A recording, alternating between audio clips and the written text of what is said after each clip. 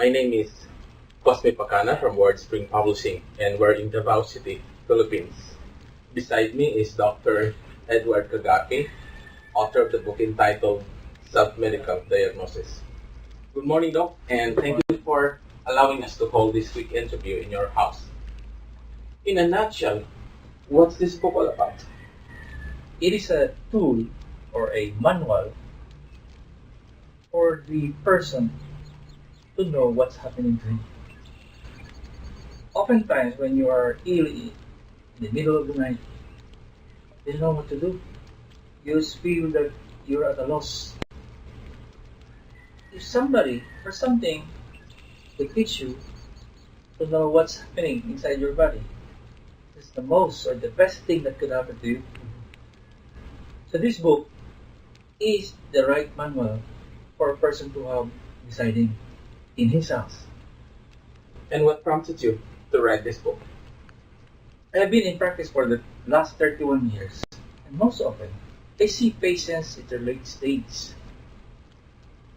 Cancer, the obstructive stage, acute appendicitis, has to do exploratory laparoscopy instead of a small McBurney's incision.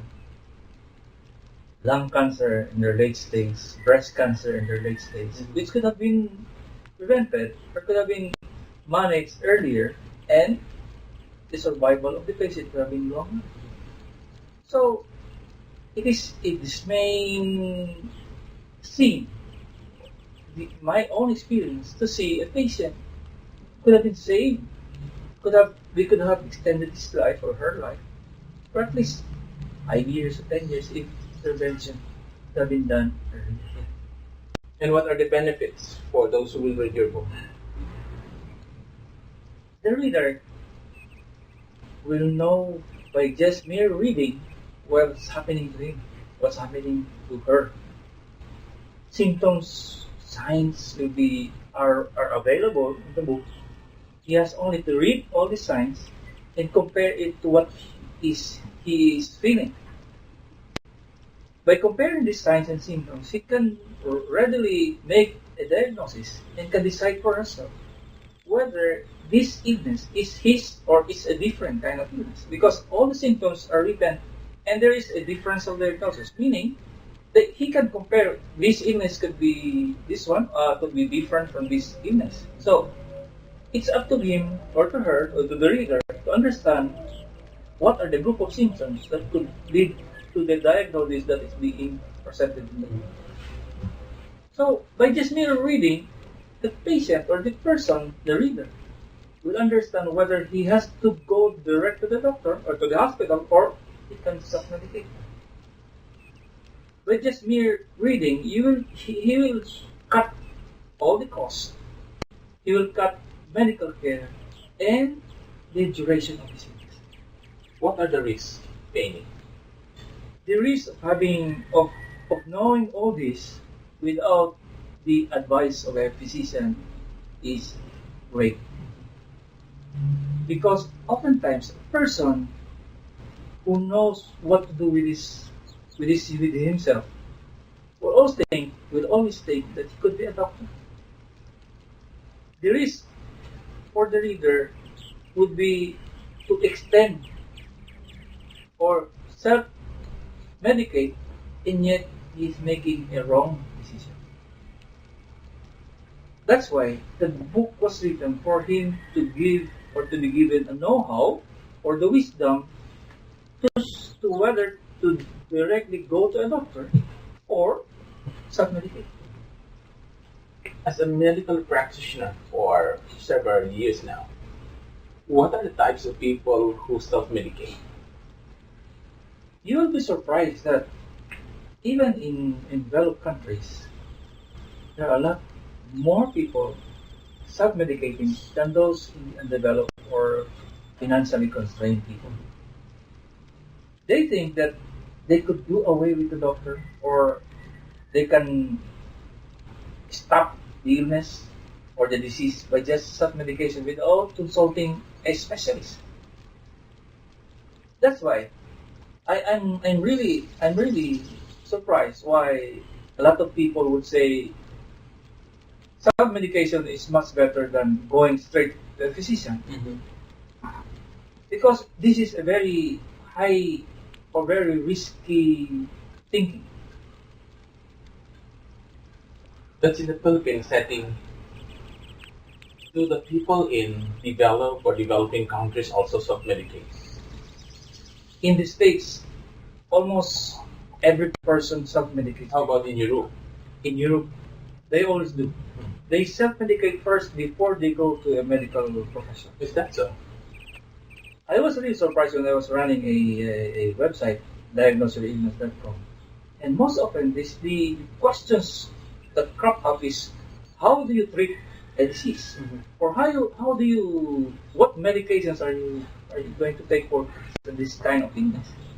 In the undeveloped countries, they often ask for the best advice. They would ask, would it be better if I will be operated on, or I would seek a specialist? So it is really surprising that these people who are really financially stable could just self-medicate instead of going straight to the doctor. Did you write this book to get rid of the doctors or to make people self-medicate? Actually, the book could never be a substitute for a physician. The knowledge, the know-how of a physician can never be substituted by a book, because the book only presents a few symptoms, a few diseases, while the physician has all the 1,000 symptoms and diseases he learned from medical school. It could never substitute for the doctor. The problem is a lot of people are playing doctors.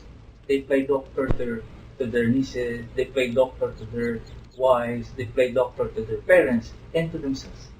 Which is, you cannot really convince a person to go straight to a physician if he thinks that he has the knowledge to do it on his own. The book will give him the wisdom, the knowledge to decide whether he has to go straight to the physician or he can dilly-dally, wait for 24 hours, take some medication before he goes straight to the hospital. It's just an eye-opener. It's not really a tool or a manual to do away with the physician and do it yourself. No. Finally, is there something else that you want to tell our readers? I wrote this book because of the dismay that I got practicing surgery for 31 years. You see a lot of patients coming in their late stage.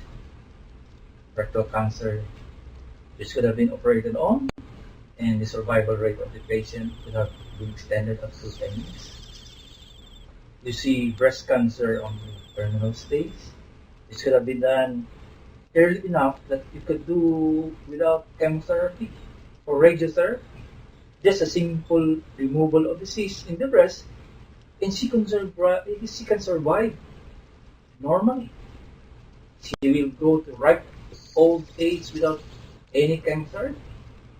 But it's a very disappointing factor for us surgeons, because we could have done something.